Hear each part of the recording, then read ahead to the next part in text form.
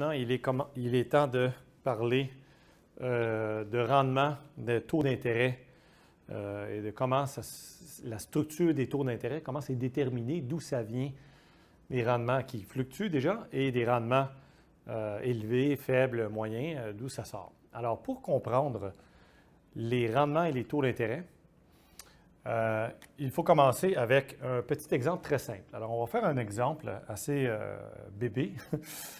On va dire qu'aujourd'hui, je vous prête 100 $. Okay? 100 $. Donc, ça ici, ça va être des dollars, des montants nominaux en dollars. Okay? Et dans un an, donc un an, dans une année, plus tard, vous allez me rembourser un certain montant. Alors, on va parler justement du montant qu'il y a ici. Là. Okay? On va parler du montant qu'il y a là. Okay? Si c'est 10 % par exemple, de taux d'intérêt, alors je chargerai 110 $ ici, n'est-ce pas? Mais on va regarder ça pour le moment en tête. On va se demander combien est-ce que je vais exiger ici d'être remboursé. Alors, ce qui compte, ce ne sont pas les dollars. Ce sont ce que ces dollars-là peuvent acheter. Donc, ce qui compte vraiment, c'est le prix du panier. Le prix du panier. Alors, supposons que le prix du panier est de, alors là, ça peut être n'importe quel chiffre, disons 10 $. Okay? Donc, je ne sais pas, un petit sandwich ou quelque chose comme ça. Okay? Alors, autrement dit, le prix d'un panier, mettons un lunch pas cher, là, je peux payer 10 $. Alors, en vous prêtant 100 $ pour une année, qu'est-ce que je vous prête vraiment? Je vous prête en équivalent, en monnaie, je vous prête l'équivalent de combien de paniers? Combien de lunch, par exemple? Je vous prête 10 paniers. Donc, on va l'écrire ici, nombre de paniers. Nombre de paniers. OK? Alors, le nombre de paniers, c'est 10 ici. Donc, je me départis de 10 paniers de consommation et c'est dans le but de recevoir plus de paniers dans le futur. Mais supposons que je suis super généreux et que je charge, tout ce que je veux, c'est avoir le même nombre de paniers dans une année. Dans une année. C'est-à-dire que le rendement réel anticipé est de 0 %. Oups. 0 %. Donc, j'anticipe 0 % de rendement réel. Rendement réel, ça veut dire pouvoir d'achat, quantité de paniers, okay? Quantité de biens et services. Pour obtenir 0 % de rendement ici, donc c'est-à-dire le même nombre de paniers, qu'est-ce que je dois déterminer ici, là, dans tout ça? Là? Je dois déterminer quel sera le prix du panier ici. Alors là, il faut faire attention. Il ne faut pas oublier que nous sommes aujourd'hui, en ce moment, et nous regardons l'avenir. Donc, on est dans une situation avant que les choses se réalisent, si on veut, c'est-à-dire en ex ante. On regarde l'avenir, on est avant.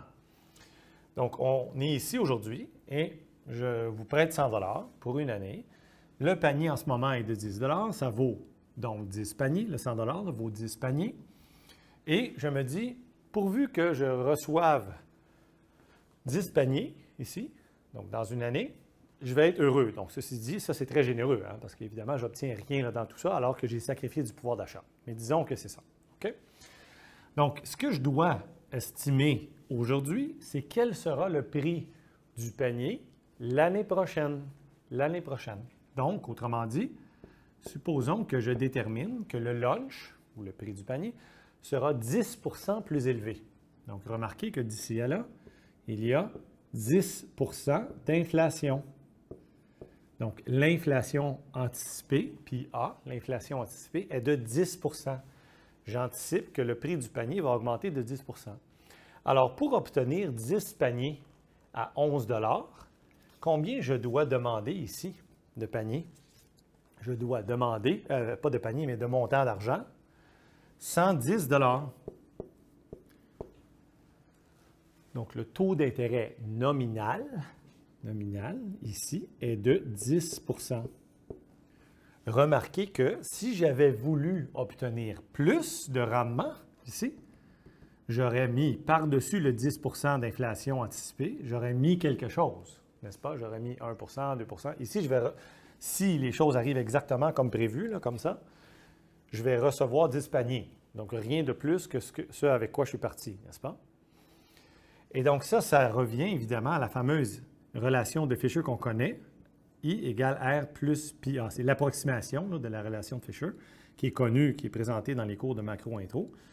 Donc, I égale R plus pi A, c'est-à-dire que le taux d'intérêt nominal moyen sera égal au rendement réel moyen, okay, donc le rendement réel moyen, plus l'inflation anticipée.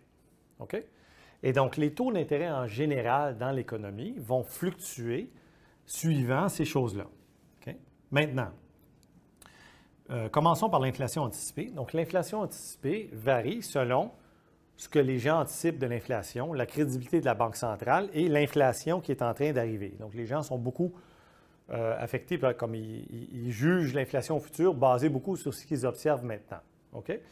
Mais aussi sur la crédibilité des autorités monétaires, de la Banque centrale. Et donc, l'inflation anticipée joue un grand rôle, surtout à long terme, dans les grandes tendances, là, sur les taux d'intérêt. Si on prend les taux d'intérêt, là, on regarde plusieurs types de taux d'intérêt dans le monde, par exemple au Canada, aux États-Unis ou dans les pays industrialisés, depuis les années 1980, ce qu'on constate, c'est une baisse tendancielle. Ça fluctue, évidemment, mais une baisse tendancielle due beaucoup, pas juste, là, pas que ça, mais beaucoup à la baisse de l'inflation anticipée. L'inflation anticipée dans les années début 80, fin 70, début 80, était autour de 10, 11, 12, 13 et ça baisse constamment, c'est rendu même en bas de 2 là, dans plusieurs pays. Okay? Donc ça, c'est quelque chose de majeur qui engendre des pressions sur les taux d'intérêt à long terme, les grandes tendances, là, à la hausse ou à la baisse. Okay? Au Canada, nous avons une cible pour l'inflation de 2 et on essaie d'avoir les anticipations inflationnistes très proches de la cible. Il y a des sondages là-dessus. Okay? Maintenant, il reste le taux d'intérêt réel. Donc, le taux d'intérêt, ici, je l'ai mis anticipé. Évidemment, je ne sais pas si c'est ça que je vais obtenir vraiment. Or, le taux d'intérêt réel, lui, il dépend de plusieurs choses. Il dépend de la rareté des fonds, n'est-ce pas? S'il y a beaucoup de fonds disponibles pour prêter, les prêteurs vont être désespérés pour prêter, puis ils vont dire, regarde, je te prête presque gratuitement à des taux d'intérêt très bas, genre 0 justement. Ou bien, il y a beaucoup d'emprunteurs et il y a peu de prêteurs, donc il y a beaucoup de demandes de fonds et il y a peu de fonds disponibles pour prêter. Alors ça va engendrer des pressions à la hausse sur les taux d'intérêt. Autrement dit, il y a une offre et une demande de fonds prêtables ou de financement. Okay? Et donc, ça va influencer le taux d'intérêt qu'il y a là, le taux d'intérêt réel. Okay? Alors, le taux d'intérêt réel qu'il y a là, c'est le taux d'intérêt réel moyen mondial, plus une prime de risque associée au pays, des fois au secteur d'activité, à plusieurs autres éléments. Okay? Donc, ça, c'est la base là, de comprendre les rendements. Il y a les taux d'intérêt réels qui sont influencés par des éléments d'offre et de demande de fonds prêtables. Il y a les éléments de risque, prime de risque. Okay? Et donc, il faut commencer avec ça, puis après ça, on avance.